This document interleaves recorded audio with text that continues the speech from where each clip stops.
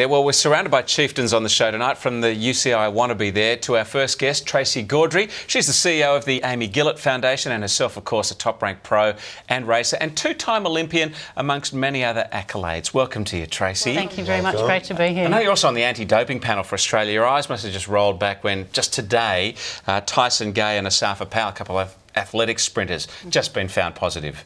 Do you tire of it? You must. Well, the situation with the anti-doping panel is that we preside over every doping case in Australia, so we see everything, and some of the stories are a real shame. We see young athletes simply doing silly things because they're poorly educated. We see other athletes still seeking to gain an unfair advantage and thinking they can get away with practice that are, frankly, from a peer perspective, abhorred, but also the system is now working so well that it's only a matter of time. So it's pure stupidity.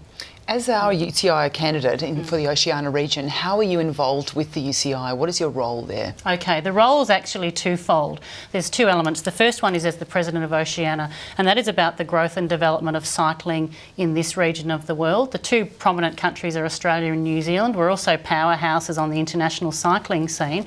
We've also got developing countries, so Guam and Fiji, where we simply can't afford to get kids on bikes, or there aren't bike parks for them to ride in. So we've actually got a two-step process, is to provide support to developing countries, things like BMX tracks and second-hand bikes to get them riding, and in this region how to provide international competition opportunities here and how to provide those stepping stones for Australian and New Zealand athletes on the world stage.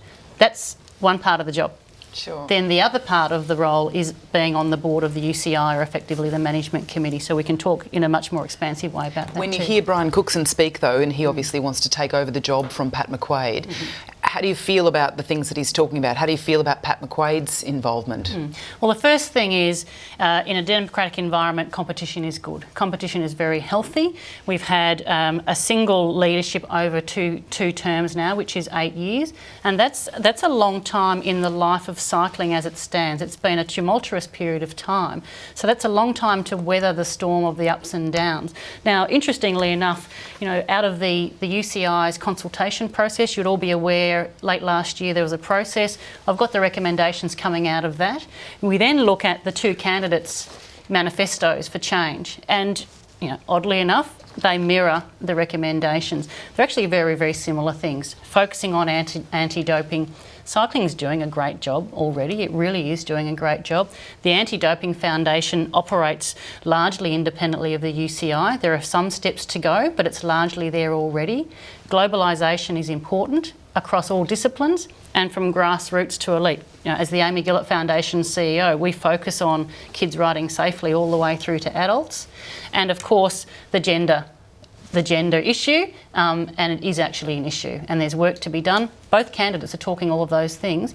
It's over the next few months how that manifests itself into what is the real strategy. So let's not have a statement, let's have a strategy. But what Cookson just said then is there too many, the only way to move forward, is there too many skeletons in the closet? We need to get rid of them before we can move forward? Well, the fact is, you sit around the room of the UCI and there are 15 people in that boardroom. I'm clearly the newest. It goes without saying there's a difference in gender, and I'm probably a generation younger than most of them. They would love you in there, wouldn't they? It's been an interesting dynamic. I'd have to say much more positive than many would have anticipated. But part of what I've certainly realised is bringing a fresh way of thinking, a fresh questioning, which is an innocent way of questioning can be really valuable. You can actually ask the questions without any baggage, and then you can seek honest responses.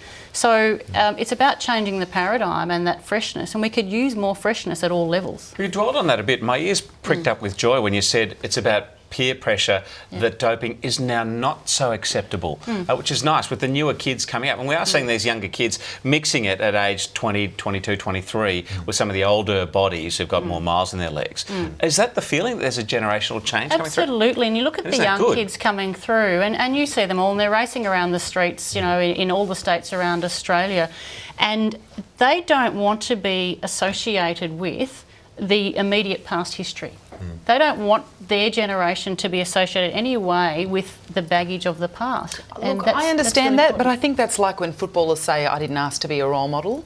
I like that Chris Froome is addressing this issue when he gets asked the question. He's not pretending it doesn't exist like Bradley Wiggins, which is, how dare you insult me?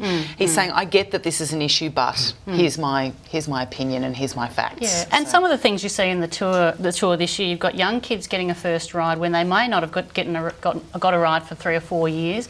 You've got performances going from wildly great on one day. Richie Port's a prime example on those first couple of days, to what happens when you have a bad day, when you've used up every part of that fuel in your tank and you can't refuel for the next day. You're seeing those performances which are physically, emotionally and mentally real. All right, nice to meet you, Tracey. A lot of work still ahead of you. We've got a little bag full of goodies. I think it's UCI approved. Yes, mine is okay. Let's just check the labelling. Yeah, well, just get back to us, will you, so we know. And will you stick around? We've got the rollers coming up shortly. I know you might. Absolutely. It's Love girls to. tonight, so you might be able to motivate them for us.